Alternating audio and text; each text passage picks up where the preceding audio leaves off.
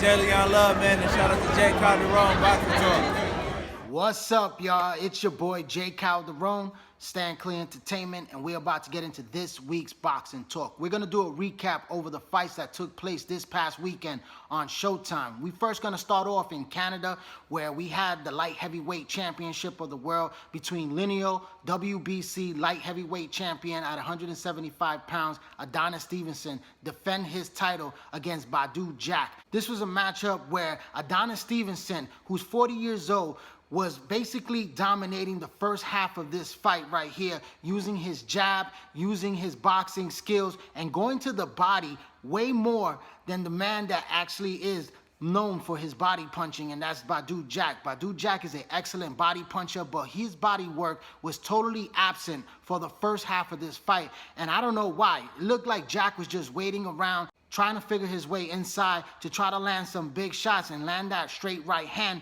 But Badou Jack wasted a lot of time in those early rounds by basically doing nothing. Adonis Stevenson was in total control, just basically, boxing and landing the more cleaner shots, the more effective blows through the first 6 rounds of this fight. I had Adonis Stevenson up 6 rounds to nothing. I really couldn't give a round to Badou Jack in any of those early rounds, as he was just falling way behind in this fight. He didn't pick up the pace until the 7th round, where he came alive and he started to land some big, hard-hitting shots. That right hand started to land. He started to go to the body, and we really saw when Jack started to wake up in this fight and started to let those hands go.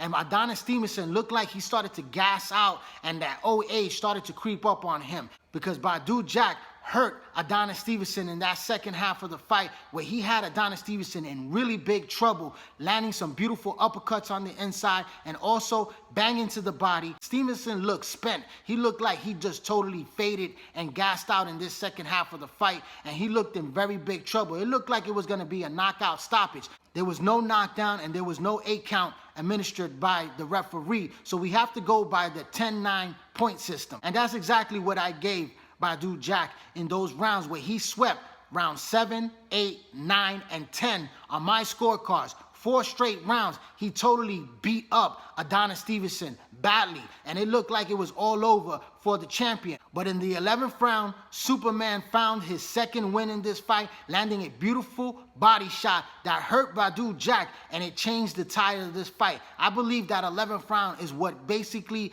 gave Adonis Stevenson a draw in this fight, but a win on my scorecards, because that 11th round was a big round for Adonis Stevenson, where he had Badou Jack reeling into the ropes, and he was in big trouble, and Adonis Stevenson started to land his big shots and win this round in a big way to keep his titles in this fight right here. But Badou Jack was able to survive that round, and in the 12th round, I gave that round to Badou Jack. He finished off strong, and I know a lot of fans believe that he possibly had won this fight, because a lot of people hate Adonis Stevenson. But let's be honest, this draw wasn't a robbery. It was a fair decision.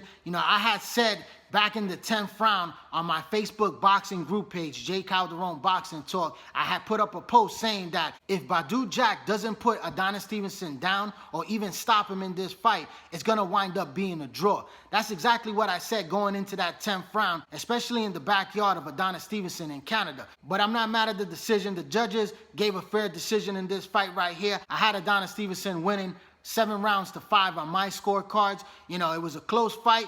If you give 1 round to Badou Jack out of my scorecard, it becomes a draw, 6 rounds apiece. But I saw Adonis Stevenson just barely pulling out this fight. It was a very tough fight for him. Maybe age is definitely creeping up on him. He's 40 years old. He hasn't fought top competition in such a long time. And this fight right here proved that, Adonis Stevenson is basically fading late in his career right now, and it's just about to be the end of his long title reign. He's still the light heavyweight champion of the world. He gets to keep his title with this draw. Will there be a rematch? He says he's willing to give a rematch to Badou Jack, but it has to be in Canada. We know that's where the money is. We know that's where most of the ticket sales are going to be coming from. Badou Jack would like to fight in his backyard of Sweden, or even in Las Vegas where he trains. Now, I got to give credit where credit is due. I got to give credit to Badou Jack's trainer, and that's Lou DeVell. Lou DeVell is a former light heavyweight champion. Some of you might remember him as the first man ever to knock down Roy Jones. This man right here has done an excellent job for Badou Jack ever since he took over his corner, and he has improved Badou Jack in a very, very big way. And we know now that Badou Jack can hold his own at 175 pounds. He looked good in this fight, but he started a little bit too late. If he would have started a little earlier, around the 4th round, I think we would have had a brand new light heavyweight champion. Now moving over to the United States, we had the WBC featherweight matchup between two Olympians in Gary Russell Jr. and Joseph Jojo Diaz Jr. This was a matchup where it was a very good fight. The young man and Joseph Diaz looked much bigger than Gary Russell. This guy looked like, when he hydrated, he looked like a junior welterweight versus a lightweight. And he was putting on the pressure early on this fight, landing some beautiful body work from the beginning of this fight, some hard body shots that he was landing on Gary Russell. But Russell, like we expected and I had predicted, would be the more faster man with the hand speed. Ring generalship by Gary Russell was excellent in this fight. He looked in great shape. He looked in excellent form with his pinpointing accuracy and his sharpness that he had in there with those quick combinations. Gary Russell was just letting those hands go. Boxing excellent and moving in this fight against the bigger man that was trying to pin him up against the ropes.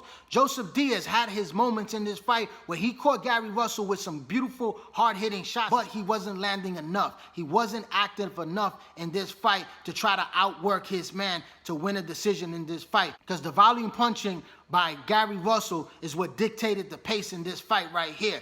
Gary Russell was just more active, throwing more shots. It was Gary Russell's effectiveness that really paved the way to victory in this fight. It went to the 12th and final round like I said it would, and Gary Russell pulled away with a beautiful display of boxing to win a unanimous 12-round decision against this young, hungry fighter. And I tip my hats off to Joseph Diaz for putting a great effort. I did say in my previous video that I thought this was a little too soon for him to step up against a guy like Gary Russell. I would have liked to have seen him against a guy like Oscar Valdez. I still believe that that's a great fight, especially seeing him against Gary Russell and how well he did. I think he has a great shot in fighting a guy like Oscar Valdez and actually beating him to win that WBO title. That's a great matchup between those two young fighters. I just feel that the experience and hand speed is basically what won this fight all along for Gary Russell, because that ring generalship was just totally beautiful display and one of the best performances in Gary Russell's career against a top young fighter that has a bright future ahead of him still. And I believe that he's definitely going to become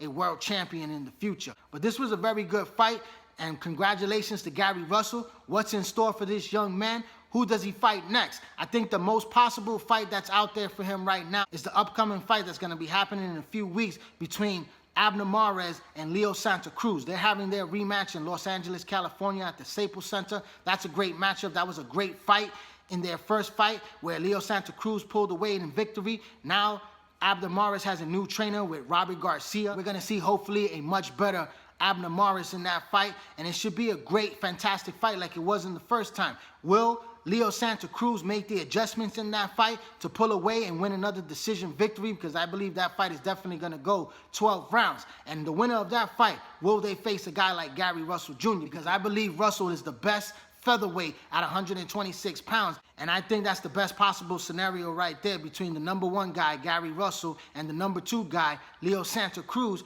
to really unify those titles of the WBC and WBA to find out who is truly #1 at 126 pounds. I know that Frampton is one of the top guys out there. He's one of my favorite fighters in the featherweight division. Is not going to face a guy like Gary Russell, even though the opportunity is there. They both have an affiliation with Al Heyman, and that's a matchup that could be possibly made. Frampton was supposed to face Selby later on this summer, but we all know that he got upset over the past weekend against Josh Warrington. That was a fight that took place over in the UK for the IBF featherweight title, and Selby's reign came to an end. Great performance by Josh Warrington, and I congratulate him becoming the IBF featherweight champion of the world. He says he will not face Frampton in his next fight. It's just too soon for him to face a guy like the Jackal. I think the Jackal will definitely beat him and capture that title. So where does Frampton go from now? He is the mandatory for Oscar Valdez. That's a beautiful fight. That's a fight that I believe Frampton should go after right now. Come to the United States and fight for that WBO featherweight title,